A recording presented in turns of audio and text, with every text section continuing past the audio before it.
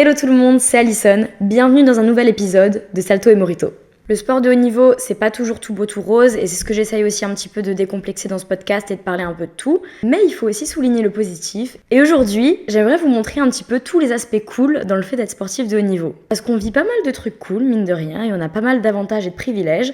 Et il faut aussi en parler parce que je pense que les gens de l'extérieur ne le savent pas forcément et les gens qui sont encore dans le sport de haut niveau s'en rendent pas forcément compte. Mais croyez-moi, quand tu sors du monde du haut niveau, tu te rends compte quand même de tous les avantages que t'avais quand t'étais encore sportif de haut niveau. Parce que parfois, on va pas se le cacher, on est quand même un petit peu traités comme des petits princes et des petites princesses sur certains trucs. Et donc, c'est un petit peu ce que je vais vous expliquer dans ce podcast. Donc c'est parti, jingle!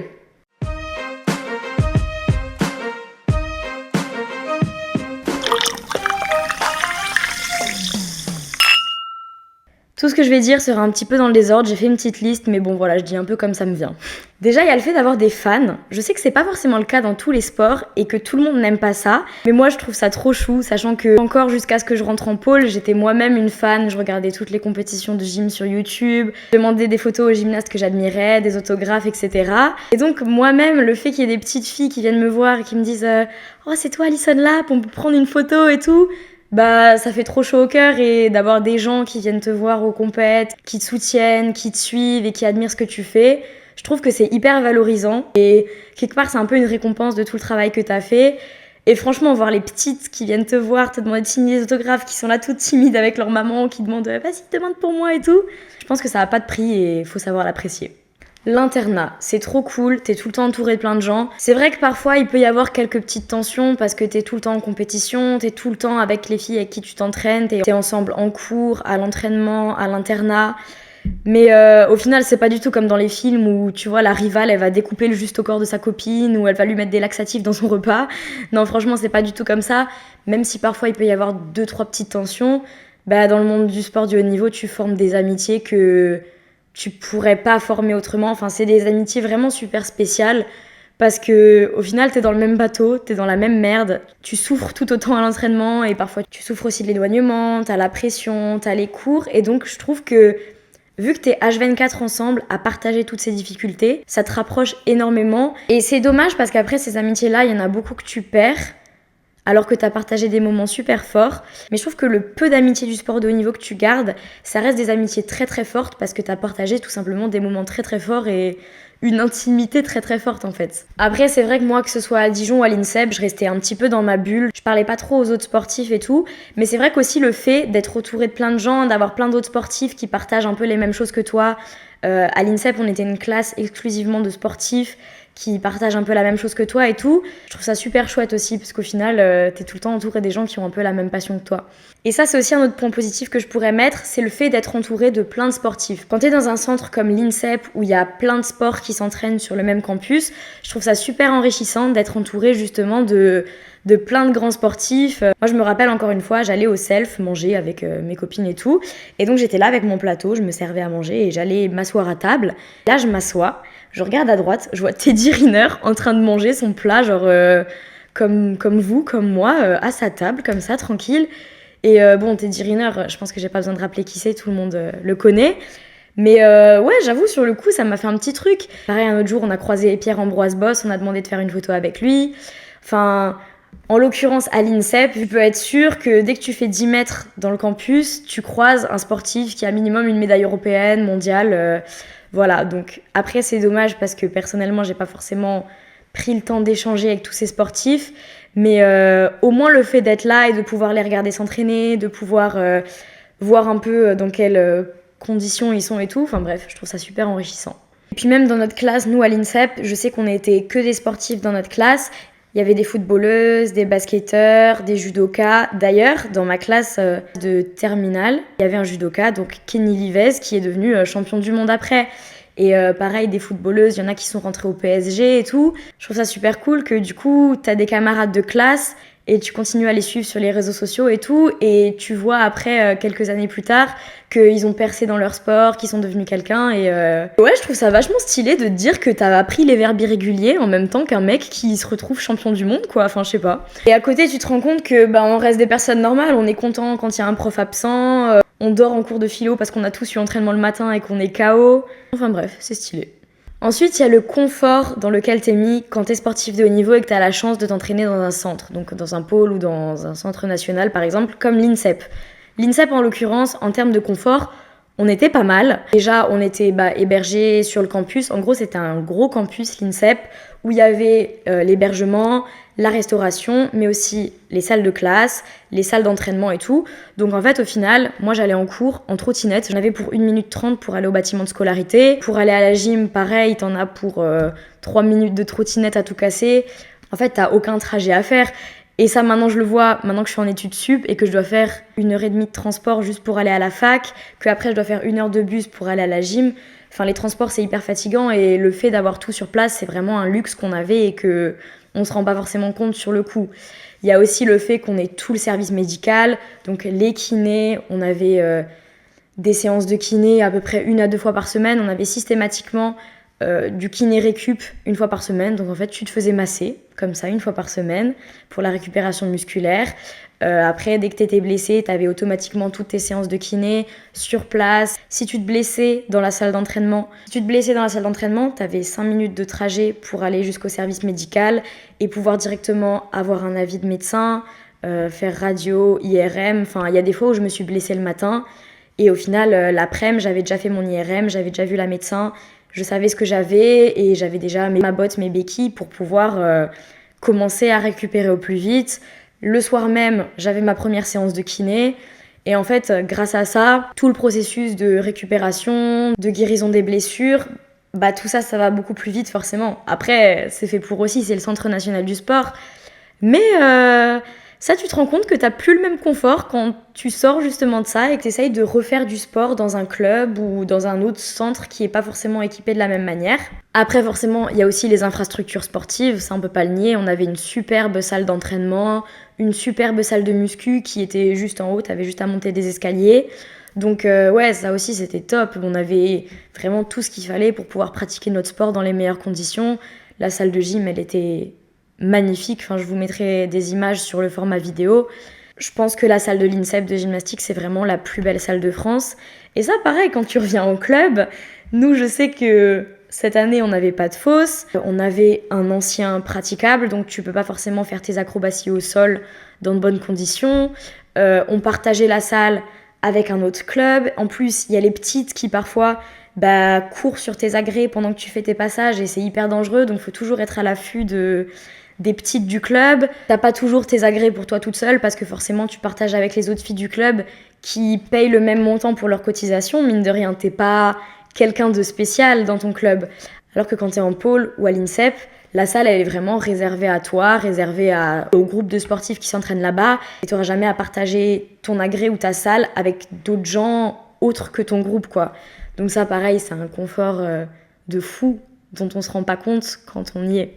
Après, à l'INSEP, on avait aussi la balnéo. Donc en gros, dans le même bâtiment que notre salle de gym et notre salle de muscu ultra équipée, on avait aussi une salle de balnéothérapie où on avait un bain chaud à peu près 37 degrés, un bain froid à environ 10 degrés, un sauna, un hammam et après des lits à eau avec des jets comme ça qui te massent en fait sur toute l'intégralité du corps. Donc en fait, au niveau récupération, c'est le top parce que tu sors de ta séance à la salle de gym, 5 minutes après, tu peux être dans un bain chaud comme ça en train de te détendre tranquille ou de te faire masser par un lit à eau. Et ça, pareil, quand tu rentres chez toi, tu l'as plus. Mais ouais, c'est vraiment quelque chose de très plaisant d'avoir tout qui est mis en place pour ta performance et d'être mis dans un luxe complet. Vous sentez l'émotion là et la nostalgie. Et après, on avait forcément un personnel super compétent, des médecins du sport, des super kinés qui sont toujours à l'écoute. D'ailleurs, Anso, si tu passes par là, je suis pas sûre qu'elle écoute mes podcasts, je pense pas. Mais si jamais tu passes par là, Anso, je te fais des gros bisous. Ensuite, ce qui est cool aussi, c'est le fait de pouvoir voyager. Le fait de pouvoir voyager en compétition, en stage, t'es tout le temps avec tes potes, les filles avec qui tu t'entraînes tous les jours. Tu partages ta vie à l'internat, dans la salle de gym et tout. Donc ça, franchement, c'est une chance incroyable aussi.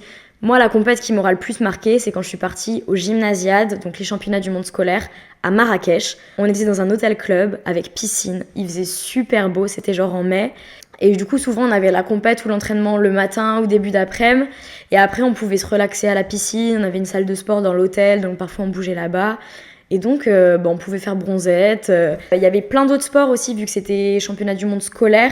Donc, il y avait plein d'autres sportifs et on était tous à ce même hôtel club. Donc, il y avait une cérémonie d'ouverture, cérémonie de fermeture. Le dernier jour, on a pu aller visiter le souk à Marrakech. On est allé dans un sorte de musée à épices.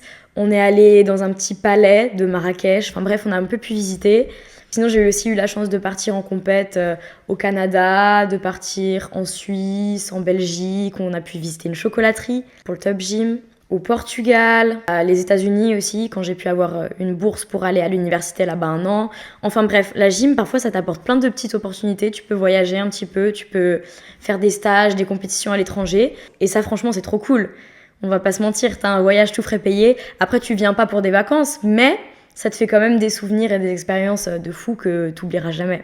Après, le truc qui est sympa aussi, c'est toutes les dotations que t'as. Au final, tu te retrouves avec des armoires et des armoires de vêtements que t'as eu gratuitement. Que ce soit les dotations France, donc tous les justes au corps de l'équipe de France, et les survêtements de l'équipe de France, les dotations de ton pôle ou de l'INSEP. Nous, chaque année, on avait aussi des vestes de l'INSEP, un pantalon de jogging ou voilà, avec des chaussures, un t-shirt, etc.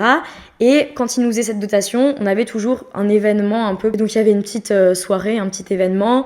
Pareil, chaque année, à l'INSEP, il y avait la soirée des champions. Donc là, en gros, c'était une soirée où les plus grands champions de l'année, ceux qui avaient fait les meilleurs résultats, étaient récompensés.